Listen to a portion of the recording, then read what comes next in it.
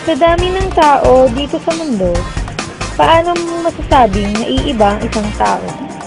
Ano nga ba ang maaaring nakaaapekto sa pag-iiba ng kilos nito? Nababase kaya ito sa pamilyang kinalakhan mo? O kaya'y ang kapaligiran ginagalawan mo? Paano kung isang araw natuklasan mo, ikaw pala ay wala na sa tamang wisyo? May mga panahong tayo masaya. Darating din naman ang mga pagkakataong makakaranas tayo ng matinding kalungkutan, kung saan naaapektuhan nito ang ating pagkatao.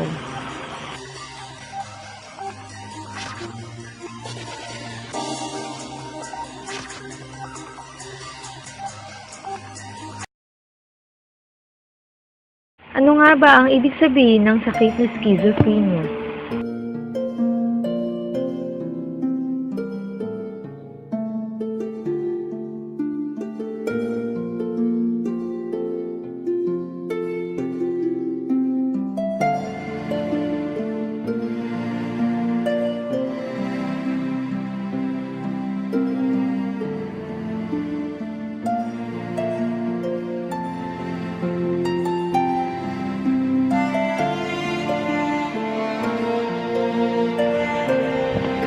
Ang sakit na ito ay nahahati sa tatlong kategorya ng mga asimptomas: ang positive, negative at disorganized.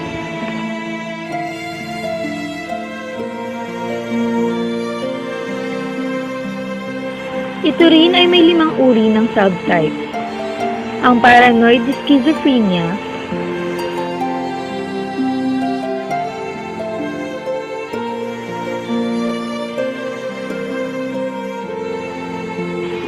disorganized schizophrenia,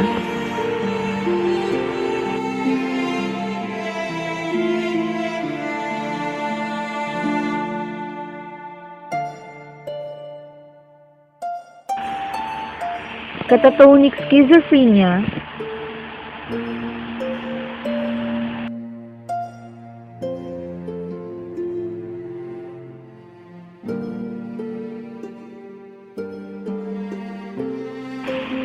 residual schizophrenia,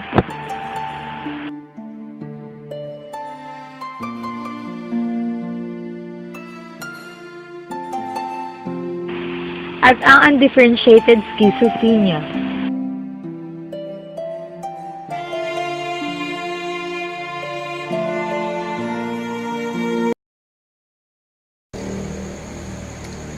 Ako, si Sharian C. Elinon, 3 taon sa kurso ng Psikolohiya, Eskolar ng Pamantasan ng Lungsod ng Maynila.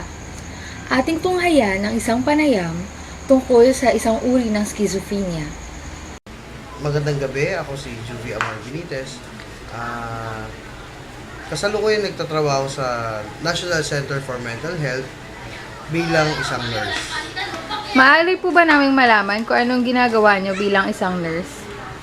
Bilang isang nurse, kami ang, ako yung,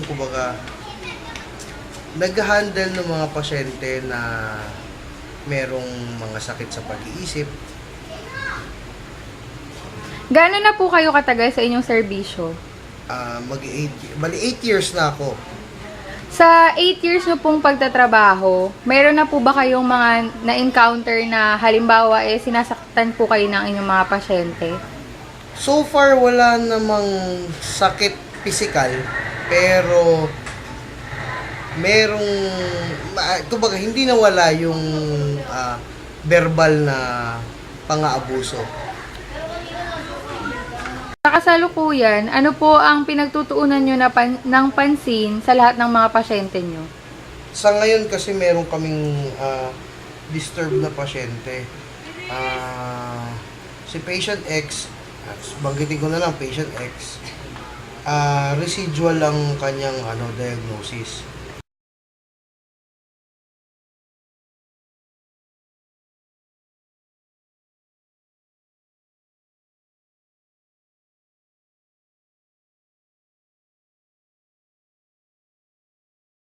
Diagnosis.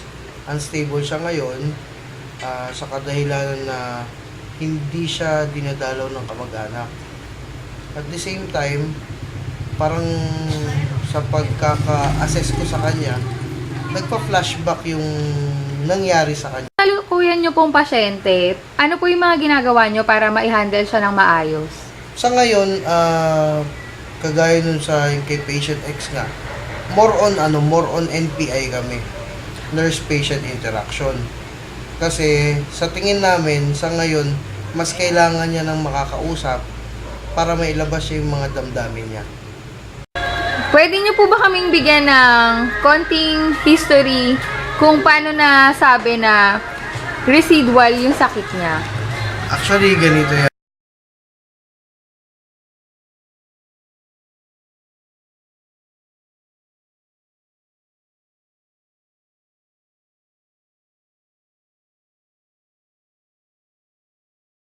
Ganito yan. Sa ngayon kasi, pangatlong pavilion na kami na pinanggalingan ng pasyente. First is dun siya sa pavilion 2, sa ER. At the same time, dumiretso siya ng pavilion 1. Nung nasa pavilion 1, nasa pavilion 2, initial diagnosis sa kanya is schizophrenia. Pero kasi nga, yun yung history niya, way back pa yon. Apo. Kasi nga, ang nangyari noon is, nagkaroon siya ng delusions. At the same time, nakita niyang hayop yung nanay niya, kaya tinaga niya sa leeg. Wherein, literal na tinanggal niya yung ulo. Habang nagsisigaw naman yung kapatid, ni-rape niya yung kapatid niya. Kaya yun yung pinaka-history niya nung na-admit siya sa mental. Bukod ho sa ginagawa nyong pagkakausap sa inyong mga pasyente bilang treatment, meron ho ba kayong mga gamot na pinapa-intake sa kanila para mas mapadali yung paggaling nila? Marami. Kasi, before pa siya sumpungin, ang gamot niya is chlorpromazine 200 milligrams.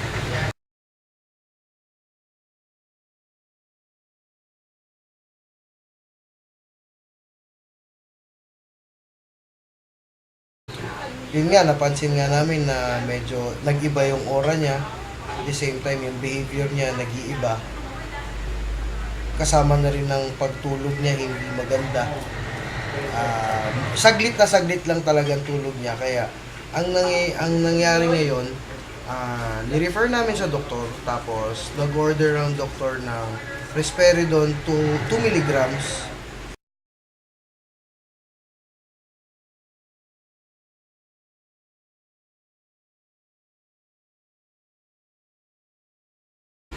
One tab AM, tapos one tab at the same time sa gabi naman yung yung chlorpromazine 200 milligrams kasama din ang risperidone. Bali 3 times a day siya na naka-risperidone na 2 milligrams, tapos another 200 milligrams na chlorpromazine sa gabi. Wala natin nung nakaraang linggo lang. Sa tingin ng mga ibang naka-duty is okay na siya. Meron pa pala isang treatment. Pag talagang unstable ang pasyente, i-refer mo sa doktor kung anong i-order nila. Yun lang ang susundin namin. Pero so far, pinabigyan ng pasyente ng 1 dose of haloperidol 5 milligrams per ampule. Injectable yon, so kailangan naka-restrain ng patient. After nun, nakatulog ang pasyente, kumbaga, assessment ng doktor is pwede na siyang kalagad in a certain time. Kasi pag restrain kasi, 4 to 6 hours yun. With pneumonia precaution yun. After nung 6 hours, nakatulog ang pasyente, so, kinausap ng naka-duty, okay naman na siya sumagot. Ang nangyari nun, kinalagan siya. Maya gusto lumabas ng ward. Bibili daw ng suka sa Mega Mall. Yun yung, kumbaga, out of the blue, biglang tapos inutusan daw siya ng toyo na bumili ng suka. Kaya, medyo, yun yung naging criteria ng ngayon ng pasyente. Po yung masasabi niyong side effects ng mga medications at treatment na binibigay niyo dun sa mga pasyente? Sa side effects ng medication na binibigay, more likely ang pinaka may side effect dun is yung chlorpromazine. Kasi isang aspeto ng side effect ng chlorpromazine is yung photosensitivity para sa pasyente. Ano po ba ang Sensitivity. Photosensitivity by means of yung sa sunlight. Kumbaga, halimbawa, nasa kwarto sila, bigla ang lumabas, mabilis silang masilaw. Merong iba nagre-react sa sinag ng araw, yung mga balat nila, the same time, meron din sa mata. Diba, lumalabo ang mata agad. Hindi naman kaagad, parang bigla ang yun yung epekto ng chlorpromazine. Sa risperidone, bihira ang magkaroon ng side effect sa isang pasyente ang risperidone kasi yun yung mga na-revise na medication. Kumbaga, typical meds kasi ang chlorpromazine, yun yung classic meds natin. Yung risperidone naman ngayon, yun yung atypical. Yun yung mga new version na ng antipsychotic drugs. Ano po ang inyong maipapayo sa mga kamag-anak ng inyong mga pasyente? Tungkol sa residual ba yan? Opo. Depende kasing yan eh. Ang pinaka may papayo lang namin is suporta at pag-iintindi.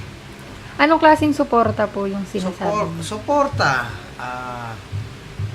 Kailangan ang gamutan kasi yung mga ganyang mga may sakit na pasyente, panghabang buhay ng gamutan yan. Suporta na kailangan syempre huwag pabayaan ang gamot ng pasyente na iinumin nila kung sakaling mapauwi ang pasyente nila. Tapos ang pag-iintindi sa mga sitwasyon na alam nilang nahihirapan yung pasyente nila sa mga bagay-bagay na nakapaligid sa kanila. Kung alam nilang nahihirapan, intindihin nila at ipaliwanag nila kung bakit nagkakaganon.